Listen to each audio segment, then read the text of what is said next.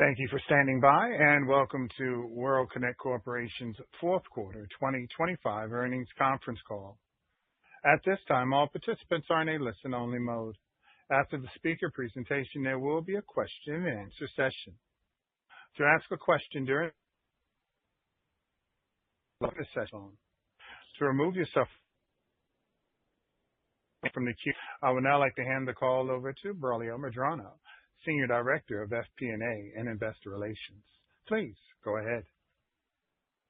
Good evening, everyone, and welcome to World Kinect's fourth quarter 2025 earnings conference call, which will be presented alongside our live slide presentation. Today's presentation is also available via webcast on our Investor Relations website. I'm Braulio Medrano, Senior Director of FP&A and Investor Relations. With me on the call today is Ira Birns, Chief Executive Officer, Mike Tejada, Executive Vice President and Chief Financial Officer, and John Rao, President. And now I'd like to review our safe harbor statement. Certain statements made today, including comments about our expectations regarding future plans and performance, are forward-looking statements that are subject to a range of uncertainties and risks that could cause actual results to materially differ. Factors that could cause results to materially differ can be found in our most recent Form 10-K and other reports filed with the Securities and Exchange Commission. We assume no obligation to revise or publicly release the results of any revisions to these forward-looking statements in light of new information. This presentation also includes certain non-GAAP financial measures. A reconciliation of these non-GAAP financial measures to their most directly comparable GAAP financial measures is included in our press release and can be found on our website. We will begin with several minutes of prepared remarks, which will then be followed by a question-and-answer period. At this time, I would like to introduce our Chief Executive Officer, Ira Birns. Thank you, Braulio, and good afternoon, everyone. As I begin my first earnings call as CEO, I'd like to say how honored I am to step into this role at a defining moment for our company. We enter 2026 with a strong foundation in place and clear opportunities ahead. I'm truly energized and excited by the opportunity to lead the company into its next chapter, one grounded in accountability, aligned leadership, and a commitment to consistent execution and long-term value creation. As we previewed last quarter, we welcomed Mike Tejada to the role of Chief Financial Officer shortly before my appointment to CEO. I am joined today by Mike, whose deep expertise in financial management and operational transformation has already proven instrumental as we sharpen our portfolio, enhance efficiency, and create additional value for our shareholders. I'm also joined by John Rao, recently appointed President and the commercial leader of our aviation, marine, and land segments. John is an experienced leader with a deep understanding of our business. His focus on operational excellence and disciplined commercial execution continues to strengthen our platform and better positions World Kinect to deliver sustainable growth. And over the past several weeks, I've had the opportunity to engage deeply with our leaders and many of our employees across the company. Those conversations have been energizing and have reinforced the shared commitment to simplicity, clarity, and increased transparency. Our team understands the changes we're making. They believe in where we're headed, and they are excited about contributing to the next chapter of World Kinect. That level of alignment and engagement gives me tremendous confidence in our ability to execute and deliver on our commitments. Beyond our internal audience, I've also met with external stakeholders to pressure test our thinking and better understand where we can optimize our business and drive additional value for our shareholders. While these discussions are ongoing, they have already reinforced that a unified performance mindset, a disciplined approach to capital allocation, and most importantly, a sharpened focus on portfolio management are critical to driving strong results. As a result, we've been deliberately reshaping World Kinect, simplifying our business model, concentrating our portfolio on businesses that deliver more attractive and predictable returns, allocating capital with a clear ROI mindset, and strengthening our financial discipline to create a clearer path to sustainable success in a dynamic and evolving industry. These actions are building a more resilient, future-ready company that serves customers with excellence and is positioned to deliver sustainable value for our shareholders. With a renewed focus on our core business and meaningful momentum underway, we are confident that 2026 will mark the start of a new era for World Kinect. With this clarity, the fourth quarter marked several pivotal milestones in our transformation and portfolio repositioning. In aviation, we successfully closed the acquisition of Universal Weather and Aviation's Trip Support Services business, expanding our capabilities in flight support and strengthening our role in global aviation services. This business fits squarely within our core strengths and complements our global fuel distribution network. Integration is underway following our proven M&A playbook in aviation focused on operational excellence and disciplined execution. I just returned from Europe, where I witnessed firsthand the enthusiasm for the opportunities we see to expand our on-airport footprint, which we believe will unlock further growth potential in this region. In land, we have taken action to meaningfully reshape the portfolio and narrow our focus to better align with our long-term return objectives. I will share related details with you in a moment. Meanwhile, as we look ahead, our land business will focus on our North American operations, anchored around higher margin and more ratable card lock and retail activities, as well as natural gas. When combined, these businesses create the foundation on which we will continue to build and enable us to successfully drive longer-term land-based growth. To put this in context, for many years, our role in the C-store fuel distribution space has been focused on supplying fuel to site operators under long-term agreements, many of which are locked in for as long as 15 years, driving solid ratable profitability. While opportunities for growth here remain, we now see meaningful room for additional growth through a new pathway in which we own or lease the site and manage the fuel operations ourselves, while partnering with an independent operator who runs the convenience store.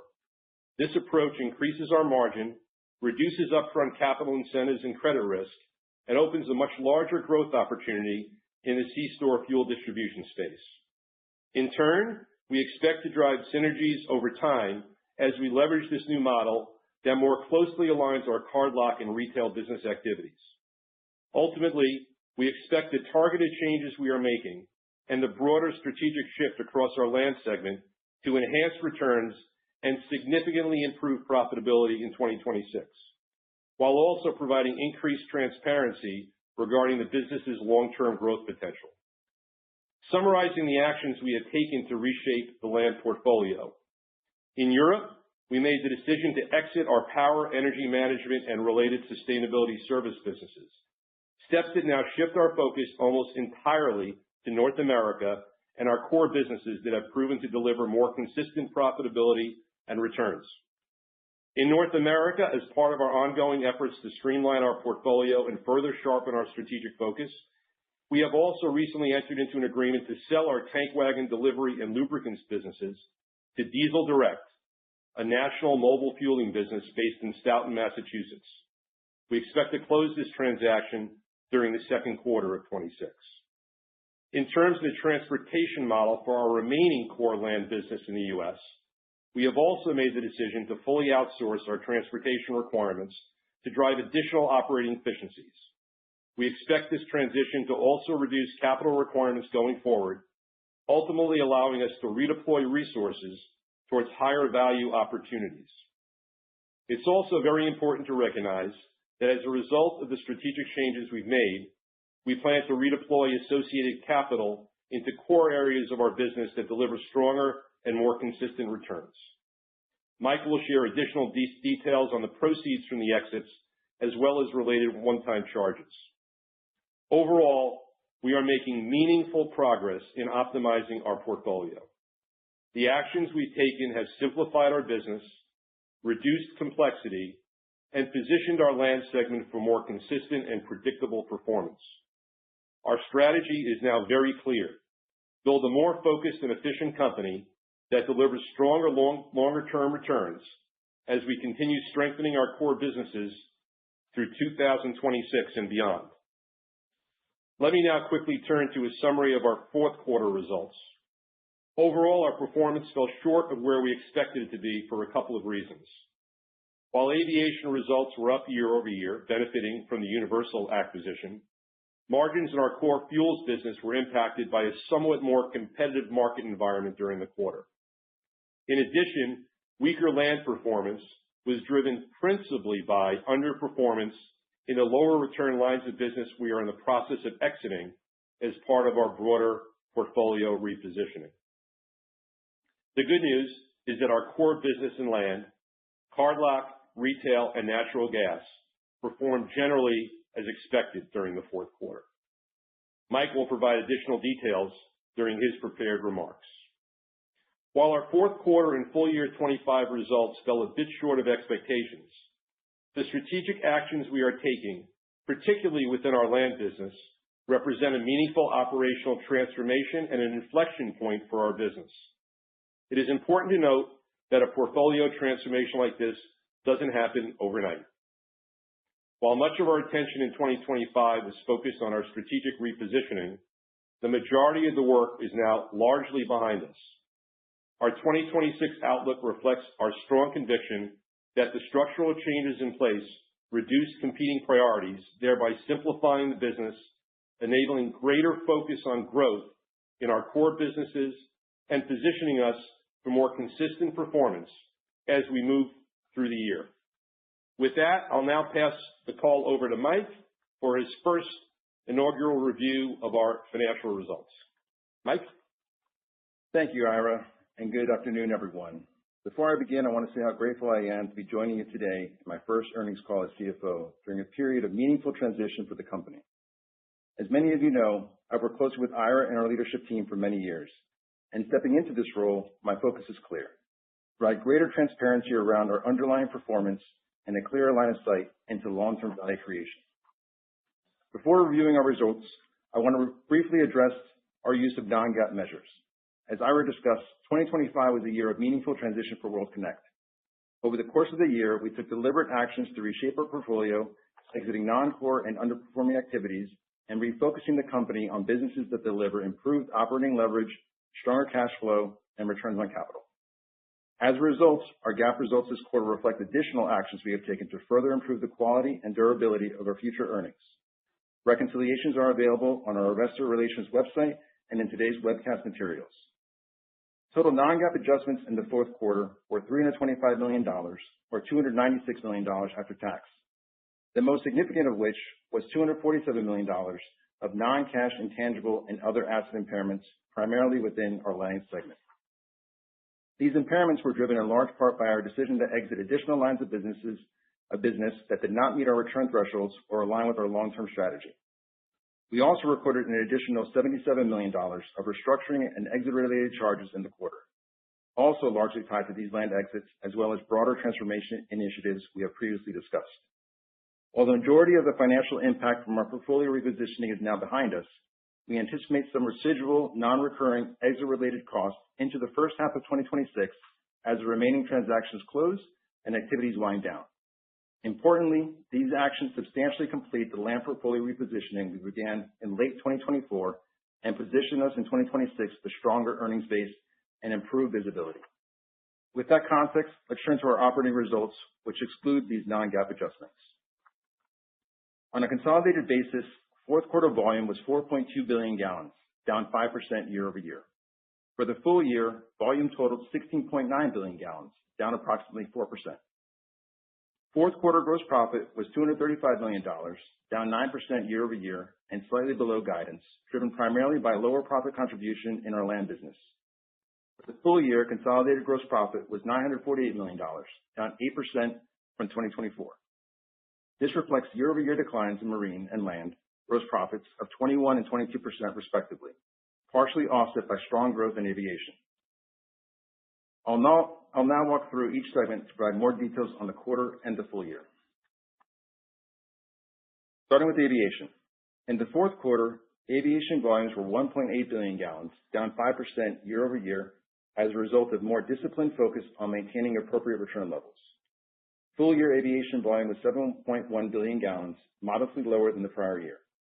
Despite lower volumes, fourth quarter aviation gross profit increased approximately 8% year over year to $130 million, driven principally by incremental profit contribution from the Universal Trip Support acquisition completed in November.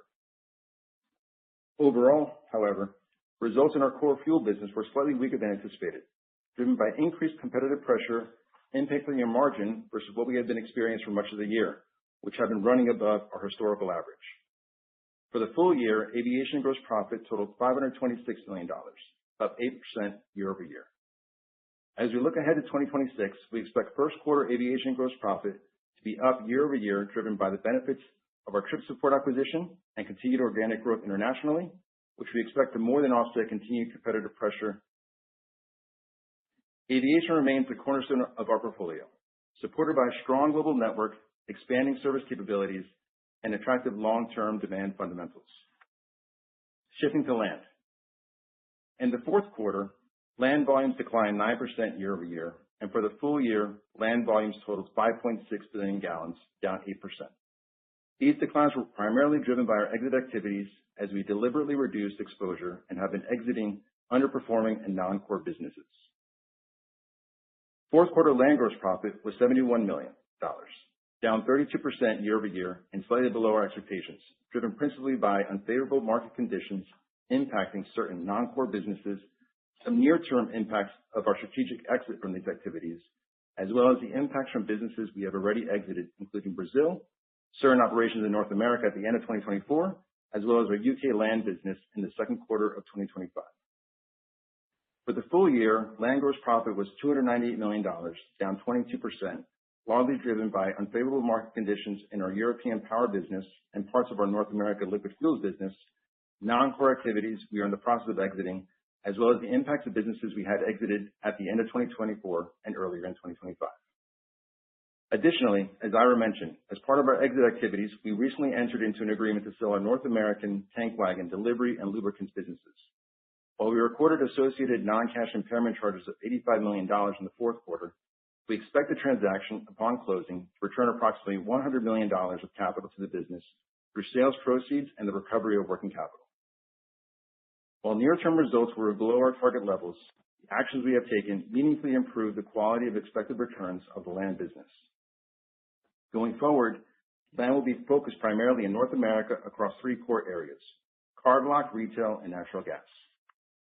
This business model currently represents 5 billion gallon equivalents, with 2 billion coming from natural gas, which is a high volume but lower unit margin business. As I mentioned before, we expect some residual non-recurring exit-related activity to continue into the first half of 2026 as we focus on completing the remaining exits and supporting our customers through this transition.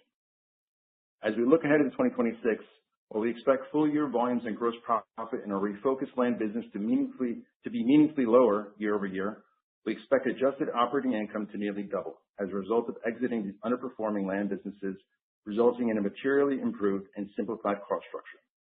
It's important to note that our operating margin in land business should increase substantially and get much closer to our target level of 30%. In marine, volumes were approximately 4.1 million metric tons in the fourth quarter, flat year over year, while full-year volumes declined 5%. Fourth quarter marine gross profit increased 2% year over year to $35 million, driven by strong performance in certain physical locations. However, full-year gross profit declined 21%, reflecting the continued low fuel price and volatility environment. Despite these conditions, marine continues to generate attractive returns while requiring minimal capital investment. The business remains well-positioned to benefit when the market volatility improves, providing meaningful upside optionality over time. For marine, we expect first quarter gross profit to be generally in line with prior year. On a consolidated basis, as we look toward the first quarter, and with the backdrop of the related segment gross profit comments shared a moment ago, we expect consolidated gross profit to be down versus prior year and sequentially, driven principally by the exit activity in land. Moving on to operating expenses. Adjusted operating expenses in the fourth quarter were $186 million, down 6% year over year, primarily due to lower incentive compensation, as well as the exit of certain businesses in our land segment, which we have previously discussed. For the full year, adjusted operating expenses declined approximately 7% to $718 million. This reflects not only performance-related compensation impacts, but also our continued focus on operating efficiency. As we move forward, we expect further benefits from the strategic repositioning of the land segment, alongside continued investment in our platforms to ensure we enhance the customer experience while creating greater efficiencies. Additionally, we are also focused on improving our operating leverage through the use of advanced analytics and AI-enabled tools. For the first quarter of 2026, we expect operating expenses to be down versus prior year and sequentially when adjusted for residual land exit-related activity, driven primarily by the improved cost base in land, as well as the additional focused efforts we've been making to restructure the organization. These benefits are partially offset by the incremental operating expenses associated with our Universal Trip Support acquisition. Net interest expense in the fourth quarter was $26 million, in line with expectations. During the quarter, we amended and extended our $2 billion senior unsecured credit facility to November 2030 with a 1-year extension option. The amended facility improves pricing and flexibility and reinforces our strong liquidity position as we continue to execute on our strategy. Our adjusted effective tax rate was 29% for the quarter, resulting in a full-year adjusted effective tax rate of 20%, in line with the guidance we provided.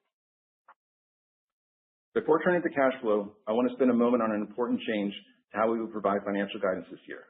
For 2026, while we will continue to share insight into anticipated quarterly segment performance, we are transitioning to provide full-year adjusted EPS guidance. We believe this approach better reflects how we manage the business, accounts for seasonality and market volatility, and provides investors with a clearer and more consistent framework for evaluating our performance. With the backdrop of everything we have covered and driven by the market conditions and business changes referenced in the fourth quarter, we expect the first quarter EPS to be down versus prior year and relatively flat sequentially. For the full year, however, we expect 2026 adjusted EPS to be in the range of $2.20 to $2.40, representing solid year-over-year growth and reflecting the benefits of our portfolio actions and disciplined execution.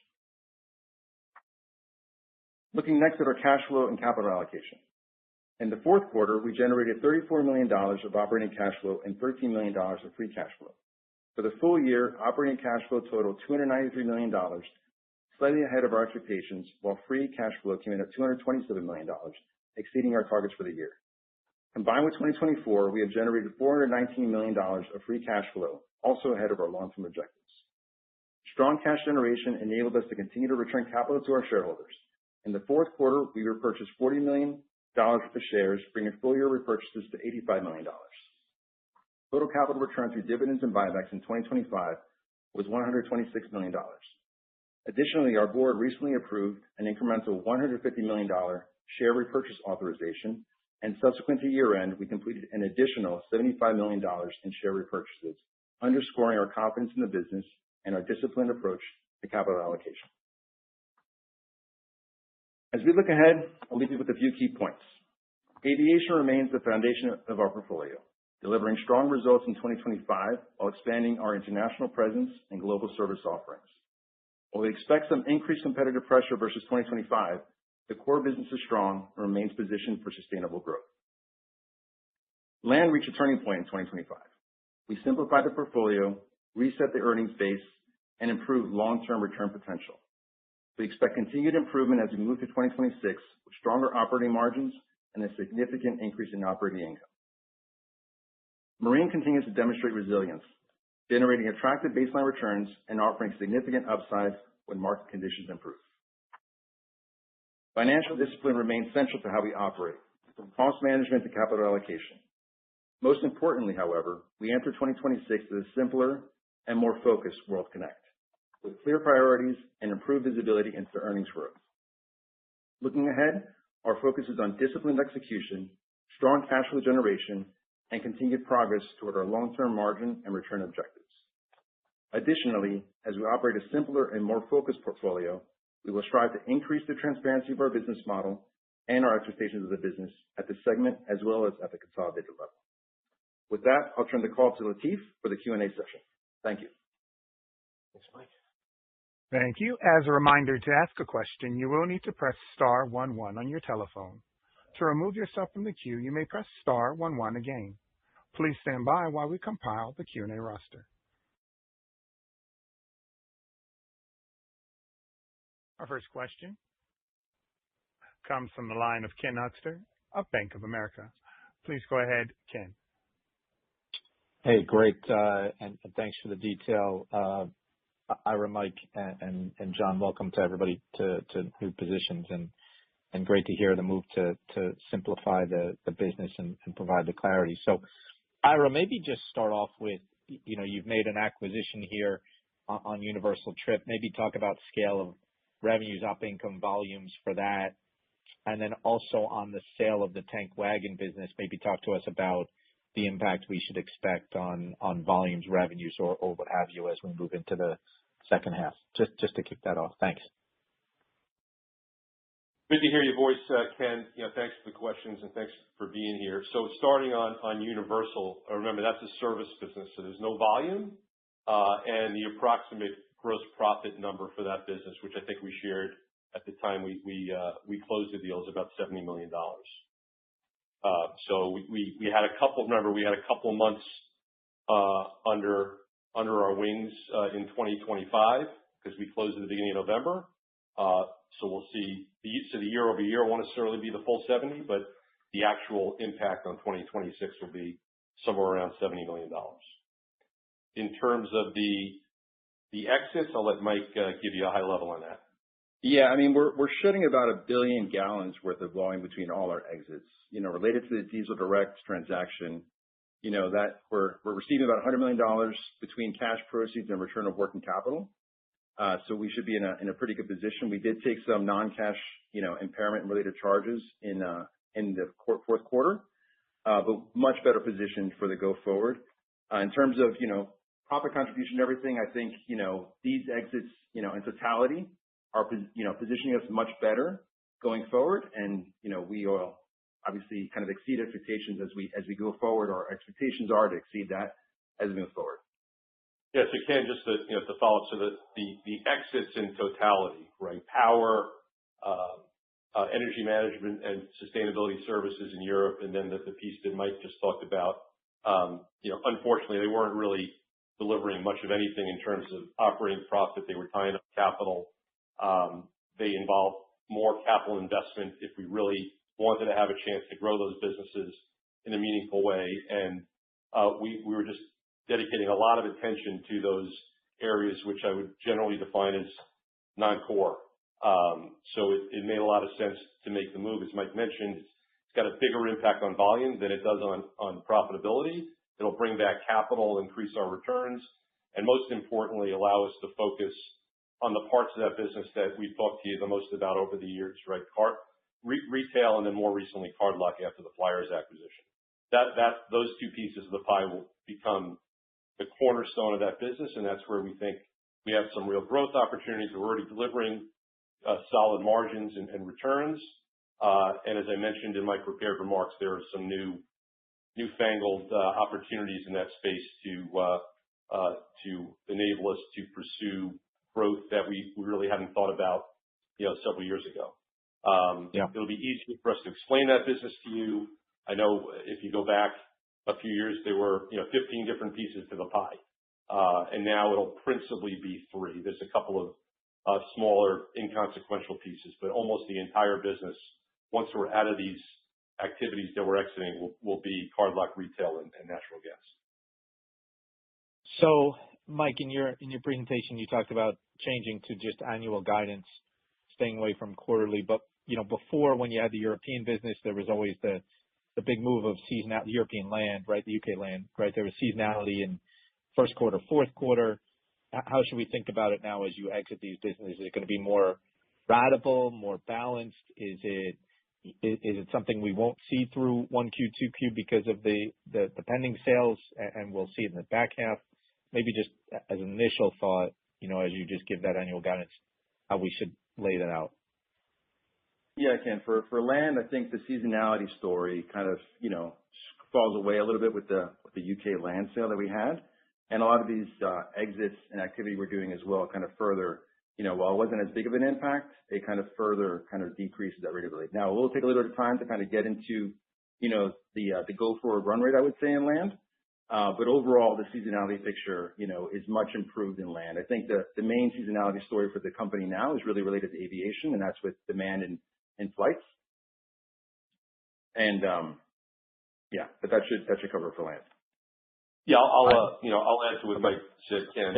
So one of the things you were alluding to, reading your mind, is, we always well, for many years, we talked about heating oil in the UK, and if it wasn't cold, we'd have swing. If it was, that would be a seasonal pickup for land. That's gone.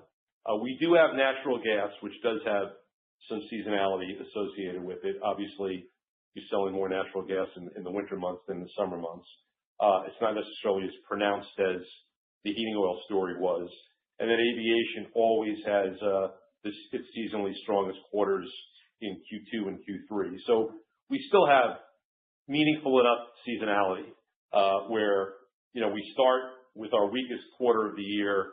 We build up in Q2. Q3 is generally been our strongest quarter in aviation, which is obviously the biggest piece of the pie, and then we tail off a bit in Q4. That should still be the case, even though we've eliminated some of the pieces of the pie that had certain, some levels of seasonality as well. Great. And sorry, I do have another one or two if No, go. Time. Yeah. Can you expand on the impact of, you talked about owning and managing the fuel yourself, but partnering with independent operators who run the convenience stores. Can you maybe detail that? And then the competitive pressure in aviation sounds like you expect more. Is this a new normal or a change in business that you're seeing that increase? So I'll start with the first question.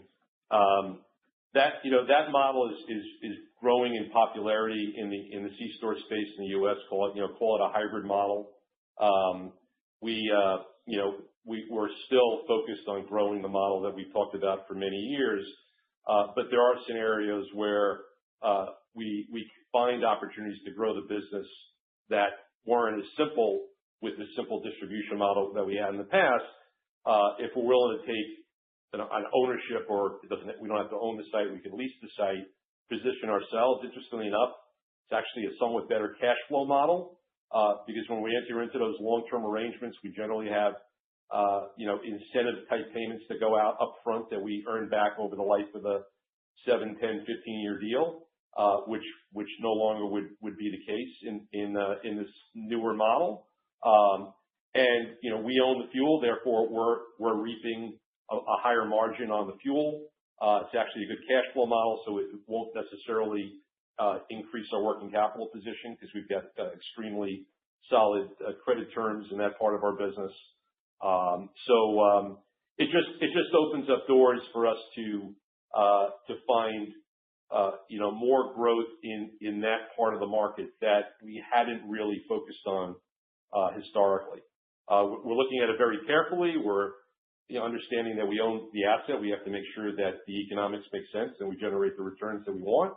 But we're finding opportunity. We've actually launched several locations already under that model, and so far so good. In terms of aviation, I wouldn't use the words new normal, but it may be the temporarily new normal, right? I think we're still seeing, or I know we're still seeing some of that as we speak. Quarter to date, we'll take it a quarter at a time. The margins are still strong, and then there's also growing opportunities to find opportunities to I said that word twice, sorry, to expand to new locations that could, offset some of the margin pressure from, that competition word, if you will. So the team is out there looking for opportunities to add airport locations to the portfolio, which will drive additional volume. So I think we still have a lot of opportunities there, but can't tell you whether what we saw in the fourth quarter is exactly what's going to happen in Q1 and Q2, but at the moment we're seeing a bit of the same, and we'll see what happens as the year progresses. Typically in aviation, a big chunk of as you may remember, of the contracts roll in about the middle of the year. As we're going through those, what's akin to an RFP process for the contracts that go from mid-26 into 27, we'll know a little bit more about, where we come out from a margin standpoint as we finalize those negotiations. So plenty of opportunity, but, we just wanted to conservatively, provide some caution on the fact that competitive pressure is out there. All right. And if you'll indulge me, I'll toss one more out just to wrap it up. But the marine business, I think you talked about waiting for a rebound. Is that incumbent upon shipping volumes? Is it trade lanes? Given the dynamic and changes in the container market right now, what are you looking for on a rebound there? And thanks for the time. Thanks for all the questions, Ken. Appreciate it. Look, in marine, it's the same story. Certainly, there are macro factors, that could always help. The biggest macro factor that has historically helped, if you look at our P&L over the years in the marine business, is price and volatility. We remain in a relatively low price environment, relatively low volatility environment. So the business, I would describe that business as stable, that always has opportunity to pounce on when things move in the right direction. It could be trade lanes could help out a bit. There's all sorts of things that could drive opportunities there, but the most significant have always been price and volatility, and we're still, again, in the lower end of the historical, price range, and therefore, we don't expect anything, materially to change in 26. If it does, that would be upside to our guidance. Thanks for the time, guys. Appreciate it. Thanks, Ira. Thanks, Mike. Thank you. I would now like to turn the conference back to Ira Birns for closing remarks. Sir? Well, thanks to Ken for all the questions, and thanks to all of you, the rest of you, for joining us today. I know we've been on a bit of a bumpy road these past few years, but I'm very excited about and have great confidence in the current trajectory of our company, supported by the strategic changes we've made across our organization. As we've discussed today, we now have a simpler, more focused business model that allows us to concentrate on what we do best, leveraging our global best-in-class platform to reliably deliver fuel and related services across the transportation and broader energy distribution markets. This industry continues to evolve, and so do the needs of our customers. World Kinect has always been at the forefront of helping customers navigate risk, volatility, and operational complexity with consistency and insight. With a streamlined portfolio and a renewed focus on disciplined execution, and with a much tighter portfolio of business activities, we are better positioned than ever to meet those demands. Before we close, I want to thank all of our employees around the world for their commitment and support, particularly during a year of significant change. Their focus, professionalism, and dedication are foundational to our success. We look forward to updating you on our journey as this critical year progresses. Thanks again for joining us, and we'll see you in April. Have a great day. This concludes today's conference call. Thank you for participating. You may now disconnect.